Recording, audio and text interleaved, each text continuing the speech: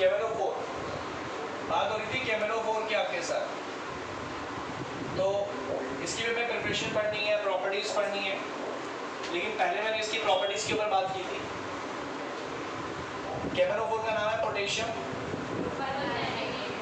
पर मैंगनीट, पोटेशियम पर मैंगनीट, और ये भी एक बहुत अच्छा क्या है, ऑक्सीडाइजिंग एजेंट है। पोटेशियम पर मैंगनीट नाम है।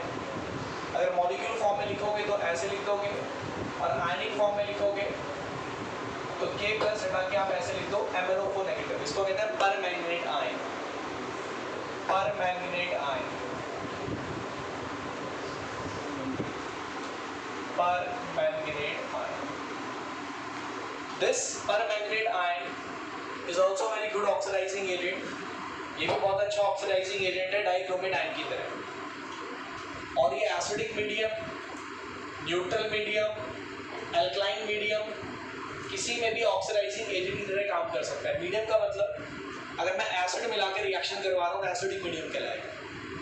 तो जो बात की थी आपसे डाइक्रोमेट आयन Cr2O7 नेगेटिव, ये कौन से मीडियम में ऑक्सीडाइजिंग एजेंट की तरह काम करता है? Acidic medium. डाइक्रोमेट आयन जो हमने कल पढ़ा था, डाइक्रोमेट आयन, और इसका अगर ये ऑक्सीडाइजिंग एजेंट होगा तो खुद का रिडक्शन होगा। इसका रिएक्शन क्या था? That was very very important. And what was that reaction? Reaction was Cr2O7 plus 14H plus 6 electron, 2Cr3 plus and 7H2। In this way we can see कि dichromate ion reduce होकर chromium ion बन जाता है और ये reaction होता है। तो आज इसकी कहानी है, ये केवल एसिडिक मीडियम में है, ये सारे मीडियम्स में एज ऑक्सीडाइजिंग एजेंट की तरह काम करता है। तो पहले हम बात करेंगे इन acidic medium, permanganate ion as an oxidizing agent in acidic medium. तो एसिडिक मीडियम में जैसे हमने इसका रिएक्शन मैंने आपको इम्पोर्टेंट बताया था कि आपको बहुत अच्छे से ध्यान होना चाहिए, उसी तरीके से इसका भी एसिडिक मीडियम में कैसे रिडक्शन होगा, क्योंकि इसका रिडक्शन होगा तभी ऑक्सीडाइजिंग एजेंट की तरह काम करेगा। तो इसका रिएक्शन होगा MnO4 negative plus 8H positive plus 5 electron will give you Mn2 plus 0.4H2। You can see reaction balance होनी चाहिए हर एक तरीके से, atom wise, charge wise. Charge wise check करें, 5 इलेक्ट्रॉन नेगेटिव, 8 नेगेटिव ये हो गया, 6 नेगेटिव, 8 पॉजिटिव, 8 पॉजिटिव में से 6 नेगेटिव, 2 पॉजिटिव, तो यहाँ भी आपका 2 पॉजिटिव है। बाकी एटम भी बैलेंस है। तो एसिडिक मीडियम में दिस इज द रिएक्शन। जैसे इसकी एसिडिक मीडियम में रिड्यूस होने की रिएक्शन ये है, पर मैंगनीट आयन की ये। इतना हो गया था आपके साथ, right. Second, in neutral and weakly alkaline medium, हमारे सिलेबस में है कि अगर न्यूट्रल मीडियम हो या वीकली अल्कलाइन मीडियम हो तब ये कैसे रिड्यूस होगा। In neutral and weekly alkaline medium तब भी रिड्यूस होगा, यानी कि तब भी ऑक्सीडाइजिंग एजेंट की तरह काम करेगा, लेकिन क्या रिएक्शन होगी वो देखिए। ये एसिडिक में है, ये न्यूट्रल और वीकली अल्कलाइन में रिएक्शन ये होगा। MnO4 नेगेटिव, ध्यान देंगे सब लोग, MnO4 नेगेटिव, यहाँ पर H प्लस की जगह आएगा वाटर, क्योंकि मीडियम है आपका न्यूट्रल या फिर वीकली अल्कलाइन, दोनों में ही आएगा वाटर। देख के पता लग जाएगा आपको कि मीडियम एसिडिक है या नहीं है। एसिडिक होगा तो H प्लस लिखा मिलेगा, न्यूट्रल वीकली अल्कलाइन होगा तो वाटर लिखा मिलेगा, ठीक है। रिडक्शन यहाँ पर भी होगा तो इलेक्ट्रॉन यहाँ पर भी ये गेन करेगा। आप जरा ध्यान दें, डिफरेंस समझिएगा सब लोग, छोटे छोटे क्वेश्चन एग्जाम में बनते हैं। आप देख पा रहे हैं कि पर मैंगनीट आयन एसिडिक मीडियम में रिड्यूस होकर कौन सा आयन बनाता है? Mn2 plus. ये क्वेश्चन पूछा गया बोर्ड एग्जाम के अंदर आपका, लेकिन एल्कलाइन और न्यूट्रल मीडियम में MnO4 नेगेटिव रिड्यूस होकर Mn2 प्लस नहीं बनेगा। क्या बनेगा सर? बनता है MnO2। डिफरेंस देख लीजिए, पहली बार डिफरेंस देख लीजिए। पहला क्वेश्चन MCQ का बन सकता है, permanganate ion is get reduced to Mn2 plus in acidic medium, but in neutral weakly alkaline medium permanganate ion is get reduced to MnO2। यहाँ पे इसका ऑक्सीडेशन होगा +4 आएगा, यहाँ पे जैसे +2 आ रहा है यहाँ +4 आएगा, MnO2 बनता है। यहाँ पर H+ का आपका वाटर बन जाता है, यहाँ पर वाटर का बनेगा OH negative. OH negative, this is the reaction. यहाँ पे 5 इलेक्ट्रॉन गेन करता है, यहाँ पे 3 इलेक्ट्रॉन गेन करता है। 5 इलेक्ट्रॉन गेन करता है, यहाँ पे 3 इलेक्ट्रॉन गेन करता है। This is the reaction you can see. अब आप चेक कर लीजिए, reaction is balance in every manner. हर तरीके से रिएक्शन बैलेंस है, चार्ज वाइज भी बैलेंस है, एटम वाइज भी बैलेंस है। तो डिफरेंस देख लीजिए आपके सामने, दोनों में ही वो रिड्यूस हो रहा है, एसिडिक मीडियम में भी और एल्कलाइन और न्यूट्रल मीडियम में भी, लेकिन रिएक्शन दोनों का डिफरेंट है। चेक कर लीजिए रिड्यूस होके क्या बनता है, दैट इज वेरी इंपॉर्टेंट, कि Mn2+ का बनता है, MnO2 का बनता है, ये सब चीजें इंपॉर्टेंट। आ गया समझ में? बोलो।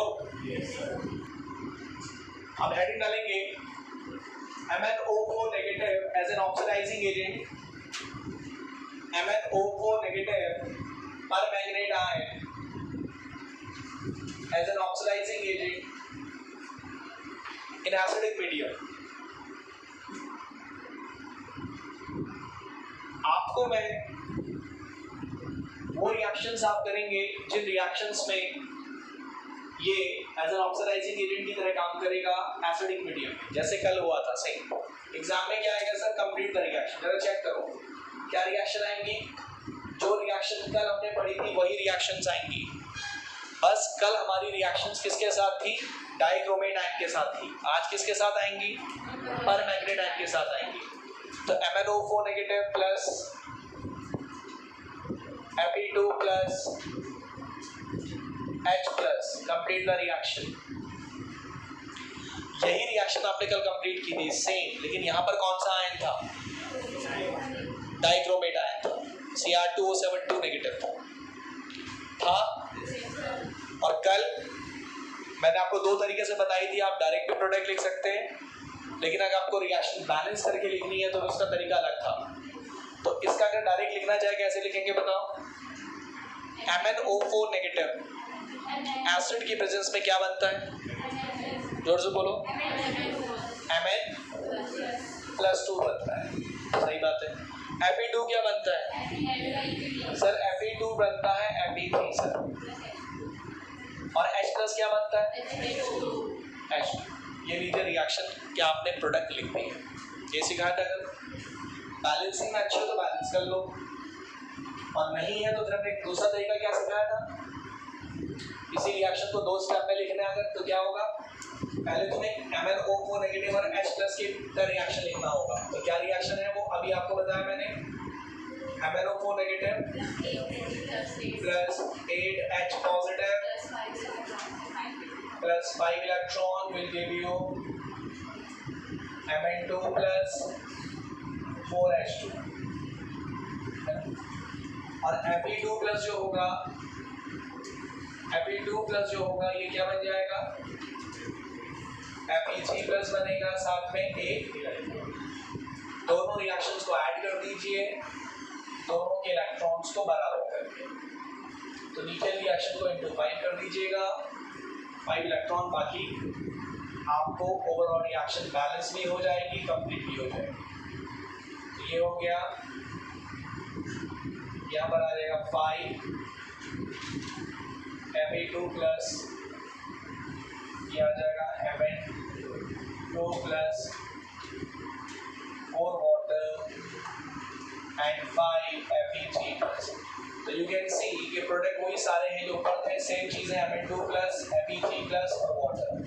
बैलेंसिंग में यहाँ 5 आना है, यहाँ 4 आना है, इसमें 5 आना है और इसमें 8 आना है, ये बैलेंस हो जाएगा। लेकिन बैलेंसिंग ऐसे सिखाई थी आप, बोलिए ये था। तो जो 7 रिएक्शन कल थी MnO4 नेगेटिव Cr2O7 नेगेटिव के साथ, वही सेम रिएक्शन आपको किसके साथ दे देगा? MnO4 नेगेटिव के साथ। ठीक है, तो जो एक दो रिएक्शन और बैलेंस करें, आप कंप्लीट करें, बैलेंस करें। ठीक है, क्लियर होगी बात? ये कुछ रिएक्शंस को बैलेंस करके मुझे बताया फटाफट। तीन रिएक्शन दे रहा हूँ, you have to balance this reaction, complete and balance the reaction, complete and balance the reaction. Complete भी करनी है और बैलेंस भी करनी है।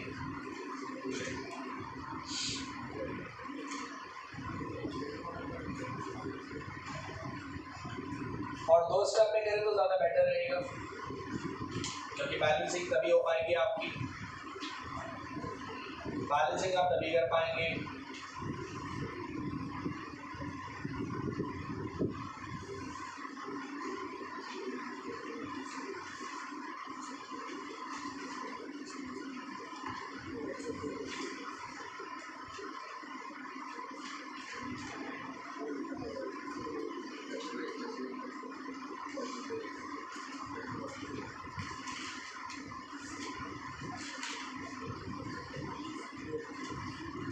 ये लीजिए, इनको बैलेंस करें। चलिए मैं प्रोडक्ट बनाता हूँ आपके पास और फिर आप बैलेंसिंग मुझे बता दीजिएगा। ये बन जाएगा आपका Mn2 प्लस, ये बन जाएगा आपका SO4-2 और ये बन जाएगा आपका वाटर। बैलेंसिंग बताओ जरा इसका, जब आपने बैलेंसिंग किया होगा। ये यहाँ ये 2 आया, यहाँ 6 आया, ये 6H+ है, 5SO3 नेगेटिव 6H प्लस आया है।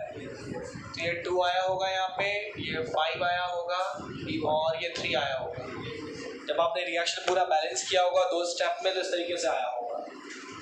यहाँ पर अगेन MnO4 नेगेटिव ऑक्सीडाइज होकर Mn2 प्लस बनता है, C2O4 नेगेटिव ऑक्सलेट ऑक्सीडाइज होके CO2 बनता है और H प्लस वाटर बनता है।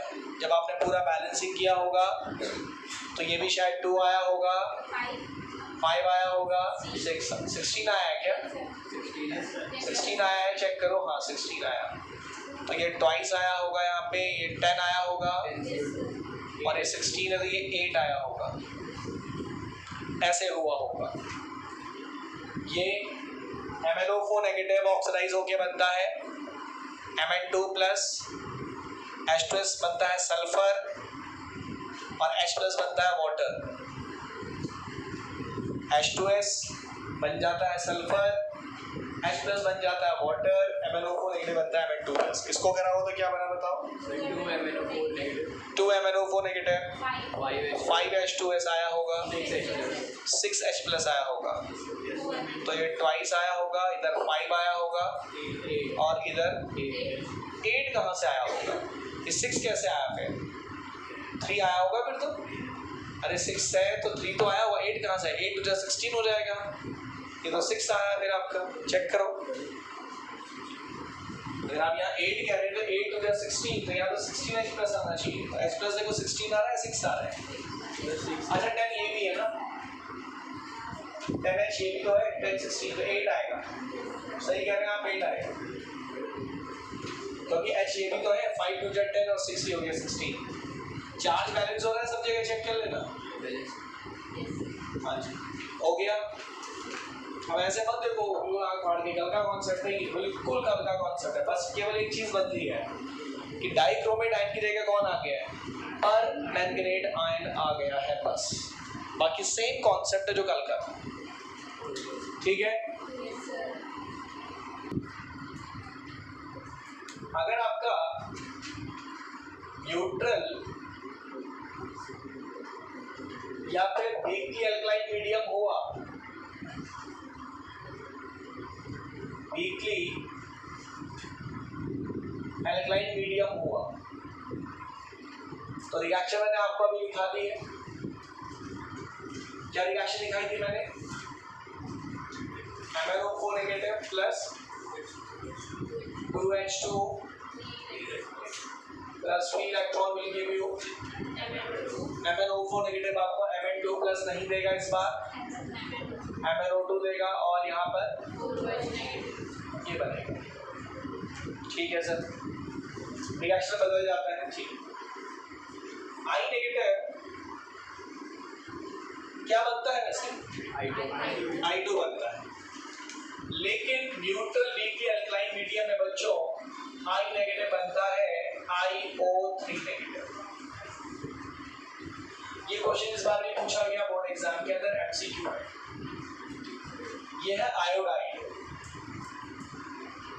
आयोडाइड से I2 भी बनता है, I2 I negative, 2I negative will give you I2 plus 2 electron. ऐसा होता है इन एसिडिक मीडियम।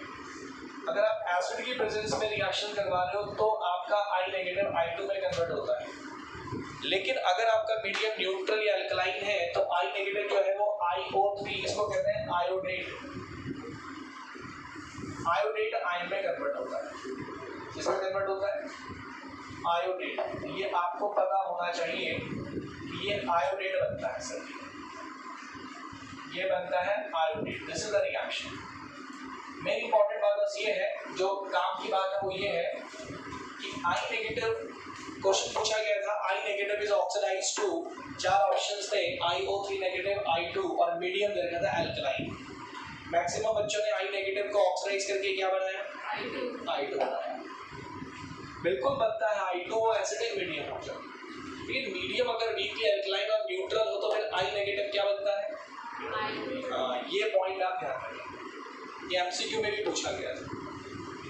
आया समझ में? तो I नेगेटिव I2 भी बनता है और I नेगेटिव IO3 नेगेटिव यानी कि आयोडेट भी बनता है और आयोडीन भी बनता है। डिपेंड करता है कि आपने जो ऑक्सीडेशन करवाया वो कौन से मीडियम में करवाया। ठीक है सर, पहली बात तो ध्यान रखिएगा। रिएक्शन ना भी याद हो कोई इशू नहीं है, बस कौन किस में कन्वर्ट हुआ इंपॉर्टेंट। सेकेंडरी बच्चों एक होता है H2O3 2 नेगेटिव। इस आयन का नाम है थायोसल्फेट। क्या नाम है सर? इसका नाम है thiosulphate ion.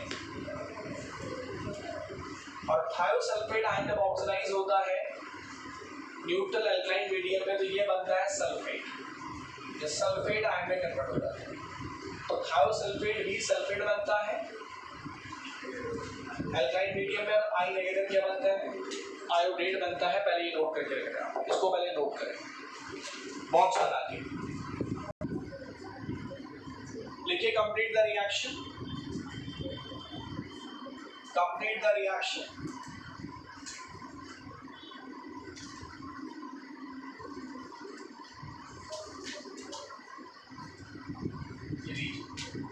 Complete the reaction, एक ये है और एक ये है।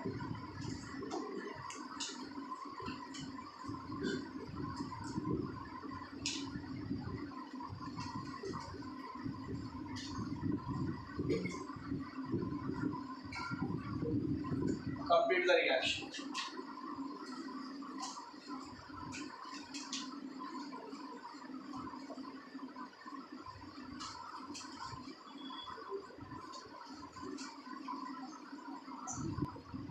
देखो जरा, एसिडिक मीडियम है क्या ये? Is it acidic medium? क्या लिखा है सर? वाटर। तो वाटर लिखा कहाँ मिलता है आपको?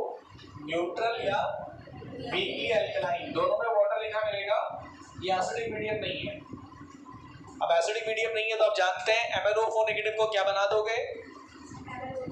MnO2 बना दोगे। MnO4 नेगेटिव क्या बनता है?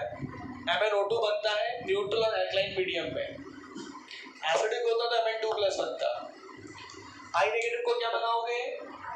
I2 बनाओगे या IO3 नेगेटिव बनाओगे? यस सर, IO3 नेगेटिव बनाओगे। वाटर क्या बनता है?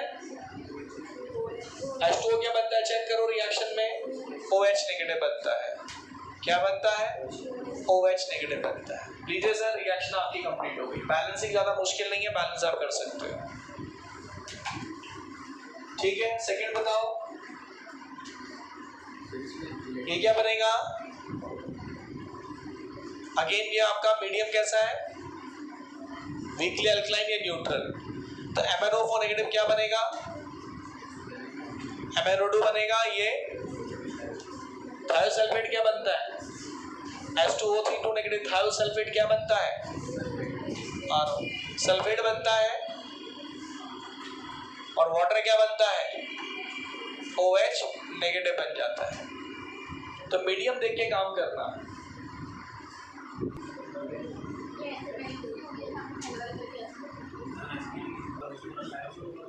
याद रख लीजिए आप, अरे सुन लो ध्यान से, मैं बता रहा हूँ, सुन लीजिए बात को। ऑल्दो अगर by the way neutral alkaline medium में 2-3 रिएक्शन इस सिलेबस में आप एज इट इज कर सकते हो, लेकिन फिर भी अगर आप इसको 2 स्टेप में करवाना चाह रहे हो तो 2 स्टेप में करवा के कैसे होता है ध्यान दो। जैसे हमने एसिडिक मीडियम में पढ़ा वही होता है, सेम कॉन्सेप्ट, पर एक स्टेप और ऐड हो जाता है। पहला रिएक्शन क्या था, MnO4 negative plus 2 water plus 3 electron will give you MnO2 plus 4 OH negative, यही था, अरे क्या यही था, यस सर, ठीक है। I नेगेटिव किसमें कन्वर्ट होता है, I नेगेटिव होता है, I यहाँ पे आ जाएगा, 3H2O will give you IO3 negative plus 6H plus 6 electron. मैं 2 स्टेप में करके बता रहा हूँ, जिसमें आप जो बैलेंस करने की कोशिश कर रहे थे। अब आप क्या करते थे, इसके बाद ऊपर रिएक्शन को 2 से मल्टीप्लाई कर दोगे, इलेक्ट्रॉन बराबर करने के लिए बोलो, तो क्या आ जाएगा, twice MnO4 negative 4 water, electron cancel हो जाएगा, इधर आ जाएगा I नेगेटिव, फिर प्लस वाटर, ये बन जाएगा twice MnO2 plus 8 OH negative, check करो, प्लस IO3 नेगेटिव और प्लस 6H पॉजिटिव, ये आएगा बोलो। इसको जाकर 7 वाटर कर दो, 4 और 3 7 कर दो, 7 वाटर कर दो, ठीक है। यहाँ पे पहुंचे होंगे, क्योंकि मीडियम एसिडिक नहीं है तो H प्लस नहीं आना चाहिए, क्योंकि मीडियम एसिडिक नहीं है इसलिए H प्लस नहीं आना चाहिए। जब इसमें H प्लस आ रहा है तो एसिड जो neutral alkaline weekly alkaline medium में रिएक्शन बैलेंस होता है, उसमें एक काम और ऐड करना पड़ता है। अगर ये रिएक्शन एसिडिक मीडियम में होता तो रिएक्शन ये था, लेकिन क्योंकि रिएक्शन एसिडिक मीडियम में नहीं है तो आपको करना पड़ेगा add OH negative on both side. कितने OH नेगेटिव, जितने H प्लस हो, जितने H प्लस आपको दिखाई दे रहे हैं उतने OH नेगेटिव दोनों तरफ ऐड करने पड़ेंगे। तो add 6 OH negative on both side. अब इतना बड़ा तरीका लगाएंगे तो बहुत एक रिएक्शन को बैलेंस काफी समय लग जाएगा। अब ये 11 का कॉन्सेप्ट है, सारे डॉक चैप्टर में पढ़ते हैं। अब दोनों तरफ मैंने 6 OH नेगेटिव ऐड करते हैं। 6 ही क्यों ऐड कर रहे हैं, क्योंकि यहाँ पे 6H प्लस है, ध्यान दो भाई सब लोग। तो क्या बन जाएगा, बोलो जरा, twice MnO4 negative 7 water I negative 6 क्या OH नेगेटिव, फिर इधर ट्वाइस MnO2 और यहाँ पे 8 OH नेगेटिव IO3 नेगेटिव और 6H प्लस और 6 OH नेगेटिव ऐड करोगे तो क्या बन जाएगा, 6 वाटर बन जाएंगे, बोलो 6 वाटर, यहाँ 7 वाटर, तो यहाँ 1 वाटर बचेगा MnO4 नेगेटिव प्लस 1 वाटर बचेगा, यहाँ पे OH नेगेटिव यहाँ कितना है 6, यहाँ कितना है 8, तो उसको उधर ले जाओ, कितना बचेगा 2, तो क्या बन जाएगा twice MnO2 plus IO3 negative और कितने OH नेगेटिव 2। लीजिए सर रिएक्शन बैलेंस हो गया, वो रिएक्शन आगे ऊपर मैंने बैलेंस करके लिखा हुआ है, जरा चेक करो ये रिएक्शन आ गया वही जो ऊपर मैंने बैलेंस करके लिखा हुआ है। तो सी को क्या बोला मैंने, अब सुन लो ध्यान से, नेट शब्द ने क्या बात निकली। कुछ लोग केवल टाइम पास कर रहे हैं, सीखने की कोई चाह नहीं है, चलो कॉपी भरने की इच्छा है, कॉपी भर दी, पेज कर दिया काला नीला, घर भागो। जो 2 स्टेप में मैं आपको रिएक्शन बैलेंस करना सिखा रहा हूं, अगर आप पहले तो प्रोडक्ट बनाना सीखें, प्रोडक्ट आपके सही बनने चाहिए। अगर आपको reaction hit and trial method से आप बैलेंस कर ले रहे हो तो वेरी गुड। क्यों इतना लंबा प्रोसीजर फॉलो करेंगे फिर आप, है ना? इतना लंबा प्रोसीजर क्यों फॉलो करेंगे? क्योंकि टाइम मैनेजमेंट भी देखना है, टाइम भी देखना है। यार एक रिएक्शन को कंप्लीट करने में 5 मिनट खराब हो रहे हैं, तो भाई पहले कोशिश करें इस तरीके से। एसिडिक मीडियम में जो स्टेप हमने फॉलो करे वही स्टेप फॉलो होंगे, बस एक स्टेप और ऐड हो जाता है अगर हमारा मीडियम क्या हो, न्यूट्रल या फिर वीकली एल्कलाइन। वो क्या होता है कि हमें दोनों तरफ क्या करने पड़ते हैं, OH नेगेटिव ऐड करने पड़ते हैं। किसको कैंसिल करने के लिए? H+। तो इतना लंबा प्रोसीजर ये चला जाता है, तब जाकर आपकी रिएक्शन बैलेंस होगी, है कि नहीं? बोलो। तो पहला आपका फोकस रिएक्शन आनी है एग्जाम में, 100% आनी है, तो पहला फोकस आपका किस पे रहना चाहिए कि रिएक्शन जो आप कर रहे हो उसके प्रोडक्ट क्या करें, सही बनाएं। उसके बाद एसिडिक मीडियम, अब वो आप पे डिपेंड कर रहा है कि आप इसको बैलेंस क्या कहते हैं हिट एंड ट्रायल मेथड से कर ले रहे हो या फिर नहीं कर पा रहे हो, तो फिर आपको ये प्रोसीजर लगाना पड़ेगा, इट डिपेंड्स अपॉन यू। ठीक है, तो मैं तो ये कहता हूँ कि एसिडिक मीडियम वालों को जो 2 स्टेप से कर लो, न्यूट्रल एल्काइन वाले में 2-3 रिएक्शंस होती हैं, तो एसिडिक कर लो, उसमें ज़्यादा फेर नहीं है, 2-3 रिएक्शन ही है बस जो सिलेबस में है। आगे समझ में? K2Cr2 7 पोटेशियम डाइक्रोमेट किससे बनता था? उसका स्टार्टिंग मटेरियल बताओ। हाँ, क्रोमाइडो। क्या फॉर्मूला था? FeCr2।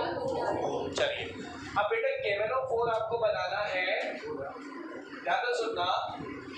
KMnO4 बनता है 2 स्टेप में। पहला स्टेप होता है, अच्छा KMnO4 जो बनता है वो बनता है पायरोल्यूसाइड से। जैसे आपने कहा कि पोटेशियम डाइक्रोमेट का स्टार्टिंग मटेरियल क्रोमाइड और है, वैसे ही KMnO4 का स्टार्टिंग मटेरियल पायरोल्यूसाइड है। क्या है? क्या होता है पायरोल्यूसाइड? देखो, पायरोल्यूसाइड होता है, पहला स्टेप हो जाएगा आपका conversion of,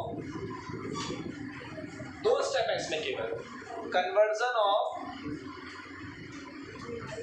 pyrolusite to potassium manganate बनेगा बेटा। पहले पोटेशियम मैंगनेट, पर मैंगनेट बनेगा दूसरे स्टेप में, पहले स्टेप में बनेगा मैंगनेट। अब मैंगनेट और पर मैंगनेट में फर्क देखना क्या होता है। तो conversion of pyrolusite to potassium manganate, this is your first step, और यही इंपॉर्टेंट रहता है, ये कंप्लीट द रिएक्शन में बहुत बार आता है। मैंगनीज डाइऑक्साइड को ही पायरोल्यूसाइड कहा जाता है, MnO2 को पायरोल्यूसाइड कहा जाता है, MnO2। ये मैंगनीज की ओर है, ये है पायरोल्यूसाइड। इस पायरोल्यूसाइड को पोटाश एलम यानी कि पोटेशियम हाइड्रोक्साइड के साथ हीट किया जाता है ऑक्सीजन की प्रेजेंस में। ये रिएक्शन बहुत बार एग्जाम में कंप्लीट करने को पूछा गया है, बहुत बार। What happened when pyrolusite is fused with potassium hydroxide? Fuse का मतलब होता है गर्म करना, बहुत हाई टेम्परेचर तक गर्म करना। तो ये लैंग्वेज में भी पूछ लेता है बहुत बार आपसे, What happened when pyrolusite is fused with potassium hydroxide? Potassium hydroxide के साथ अगर आप पायरोल्यूसाइड को फ्यूज करोगे तो क्या होगा? तो भाई साहब क्या होगा? पोटेशियम नहीं, पर मैंगनेट नहीं बनेगा। पहले क्या बनेगा? Potassium manganate. क्या फर्क है सर दोनों में? 2 K कर दो, K2MnO4 क्या होगा? Potassium manganate. और अगर 1 K होगा पर मैंगनेट, तो यानी कि पोटेशियम मैंगनेट का फॉर्मूला होगा बेटा K2MnO4। K2MnO4 होगा पोटेशियम मैंगनेट। अरे बोलो ठीक है। साथ में बन जाएगा वाटर, साथ में क्या बना लेंगे? वाटर। बनाओ फटाफट, कर दो बैलेंस। ये बन गया वाटर, और इसका नाम क्या है सर? पोटेशियम। इसका नाम है बेटा पोटेशियम मैंगनेट। पोटेशियम मैंगनेट दिखने में होता है हरा, ग्रीन कलर का, ग्रीन कलर का होता है इसका, ठीक है। बैलेंसिंग करना पड़ेगा। लीजिए सर बैलेंसिंग हो गया, लीजिए सर बैलेंसिंग हो गया, वो ज़्यादा मुश्किल बैलेंसिंग नहीं है। ये हमारा पहला स्टेप है और यही इंपॉर्टेंट है। अब हम पोटेशियम मैग्नेट को क्या बना देंगे दूसरे स्टेप में, परमैंगनेट। कैसे बना देंगे समझो। दूसरा आपके पास हो जाएगा दूसरा step oxidation, oxidation of potassium, oxidation of potassium manganese, oxidation of potassium manganese to potassium permanganate, potassium permanganate.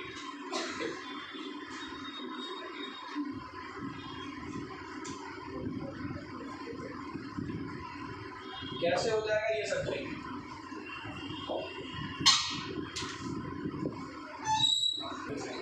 Oxidation of potassium manganate to potassium permanganate. Oxidation करने के कई तरीके हैं। एक तरीका है जो मैं आपको बता रहा हूँ वो है पोटेशियम परमैंगनेट से क्लोरीन गैस पास कीजिए, क्लोरीन गैस पास कीजिए और क्लोरीन गैस इस K2MnO4 को ऑक्सीडाइज करके KMnO4 बना देगा। यानी कि नेट शेल में अगर आप देखेंगे तो यहाँ से K कम हो जाएगा और वो जो K कम हो जाएगा Cl के साथ बाहर चला जाएगा KCl। ये लीजिए सर, ये आपकी रिएक्शन हो गई, ये आपकी रिएक्शन आया समझ में। अब आप कहेंगे सर सेकंड रिएक्शन ऑक्सीडेशन कैसे हुआ, ये सेकंड रिएक्शन को आप ऑक्सीडेशन कैसे कह रहे हो तो चेक करो। पोटेशियम का ऑक्सीडेशन नंबर 1 होता है, जितनी भी एल्की मेटल्स है सोडियम पोटेशियम इन सब का ऑक्सीडेशन नंबर 1 होता है। अगर आप यहाँ पे पोटेशियम का ऑक्सीडेशन नंबर 1 रखकर मैंगनीज का ऑक्सीडेशन नंबर निकालेंगे तो 7 आएगा, चेक कर लो 7 आएगा। यहाँ पे K2MnO4 के अंदर सॉरी 6 आएगा, नॉट 7 6 आएगा, चेक करना 6 आएगा। तो पोटेशियम मैंगनेट के अंदर मैंगनीज का ऑक्सीडेशन नंबर 6 होता है और यहाँ निकालोगे तो ऑक्सीडेशन नंबर 7 आएगा। ठीक है, ये सिखा रहा हूँ कि भाई ऑक्सीडेशन हुआ तो ये ऑक्सीडेशन कैसे हुआ। तो K2MnO4 में मैंगनीज का ऑक्सीडेशन नंबर क्या होता है 6 होता है और KMnO4 में क्या होता है 7। ऑक्सीडेशन नंबर बढ़ने का मतलब क्या हुआ ऑक्सीडेशन। और यहाँ पे तुमने पोटेशियम मैंगनेट को ऑक्सीडाइज किया किसके थ्रू, क्लोरीन गैस से। ये दो स्टेप में आप आयरन लुसाइड से शुरुआत करके KMnO4 बना सकते हैं। आ गया समझ में। रिएक्शन देखिएगा तो पहली वाली इंपॉर्टेंट है, कई बार एग्जाम में पूछी भी गई है। पहली वाली रिएक्शन बहुत बार पूछी गई है, पहले रिएक्शन। और ऑक्सीडेशन नंबर यहाँ 6 आता है, यहाँ 7 आता है। ऑक्सीडेशन नंबर बढ़ रहा है इसलिए हम इसको ऑक्सीडेशन। क्लियर होगी मेरी बात।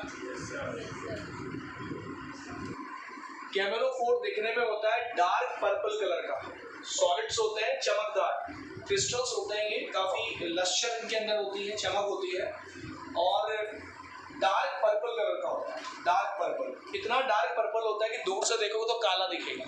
अगर आप दूर से देखो रखो तो ये काला सा दिखेगा, लेकिन पास जाके देखोगे लाइट की प्रेजेंस में तो डार्क पर्पल होगा।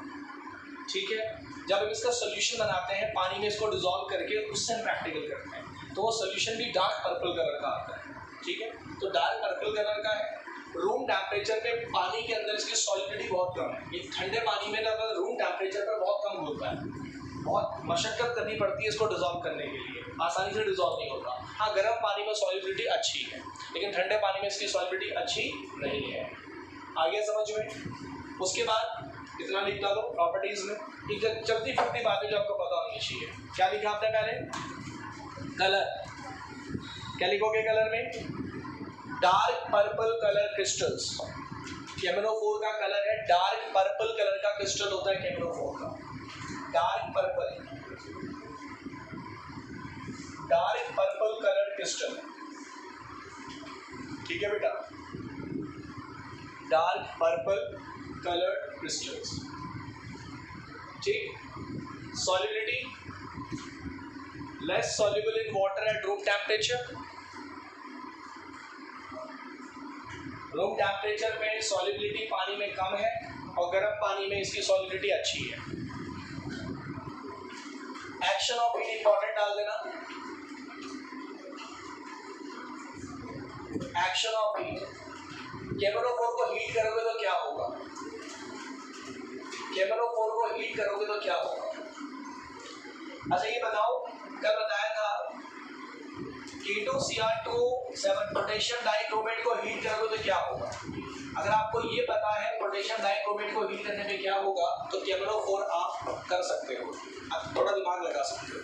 देखो जरा क्या बनता था, पोटेशियम डाइक्रोमेट को हीट करने पे बनता था पोटेशियम क्रोमेट, CrO4 बनता था, K2CrO4 बनता था। ये होता था ऑरेंज कलर का पोटेशियम डाइक्रोमेट, पोटेशियम क्रोमेट होता था ऑरेंज येलो कलर का। क्रोमियम का बनता था ऑक्साइड Cr2O3, और कौन सी गैस प्रोड्यूस होती थी? Oxygen gas. ये रिएक्शन था पोटेशियम डाइक्रोमेट को हीट करने पे बनता था।